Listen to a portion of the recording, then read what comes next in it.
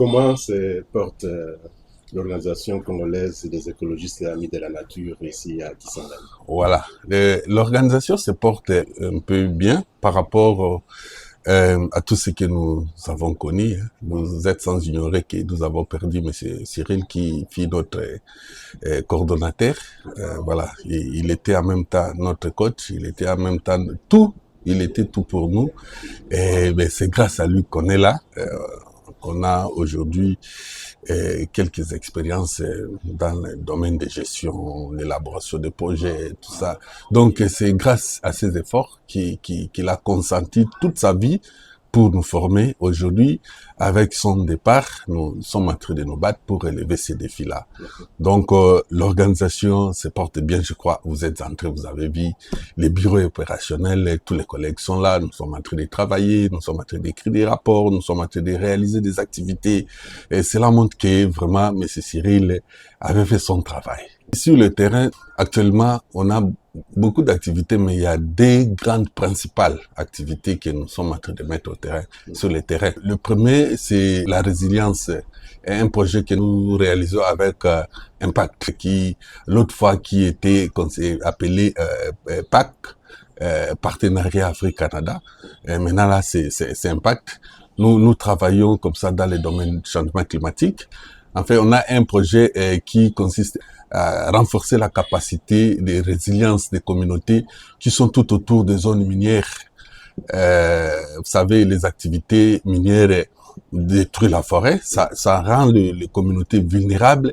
Avec ces projets-là, nous intervenons pour augmenter leur capacité à résister contre les effets de changement climatique. Ça, on les fait dans la Chopo, on les fait dans la Chopo, c'est Océan qui gère les activités au niveau des Banalia, et précisément dans le secteur des Babois de Kolé, et dans le groupement Botokpea, et là il y a le village de Bongonza et le village Bayéou.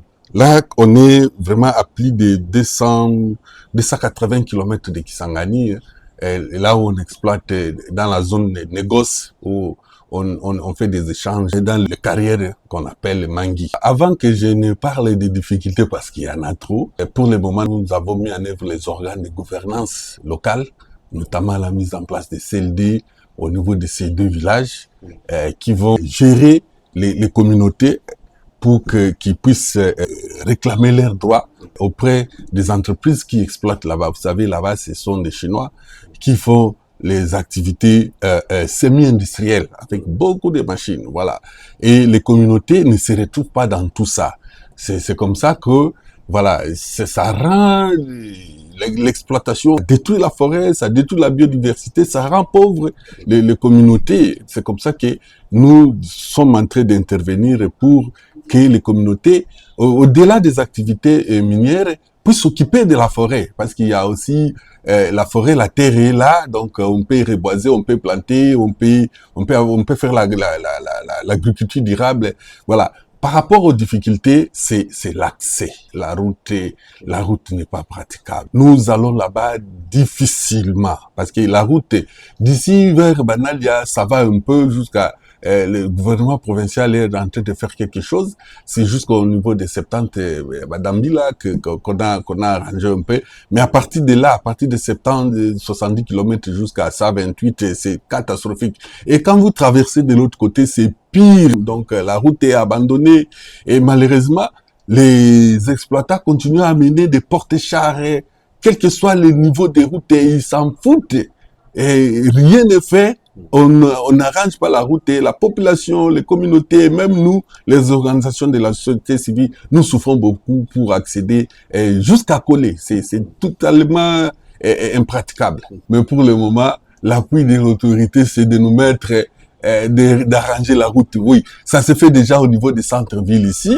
Hein, on est en train d'arranger les centres-villes, ce qui est déjà une bonne chose. Mais nous, on voudrait que ça ne se limite pas seulement au niveau des centres-villes. Qu'on voit aussi les routes qui approvisionnent les centres-villes en denrées alimentaires. Parce que le banal, il a produit énormément le riz, l'huile de palme, il y a beaucoup de choses qui arrivent de l'autre côté là-bas. Et quand la route est abîmée, quand la route n'est pas accessible, ça rend la vie difficile ici au niveau. Oui, c'est que l'autorité fait déjà au niveau, même le gouvernement central fait au niveau du chef-lieu de la province, c'est déjà bon. Mais nous, on voudrait qu'on puisse aussi prendre les axes routiers, notamment les axes qui approvisionnent la ville en denrées. Voilà.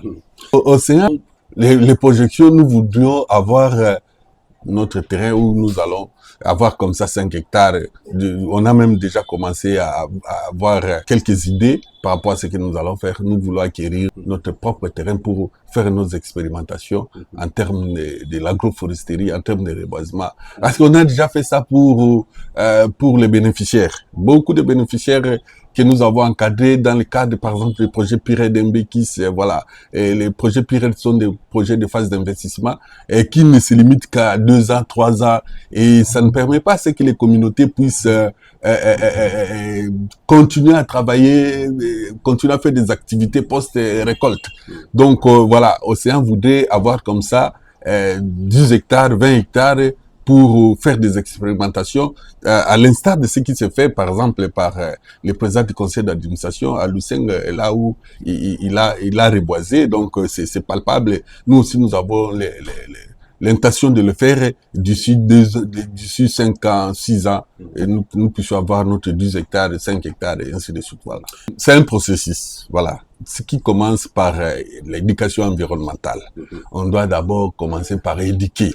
Ça, il faudra que nous puissions déjà viser les écoles primaires, les écoles maternelles.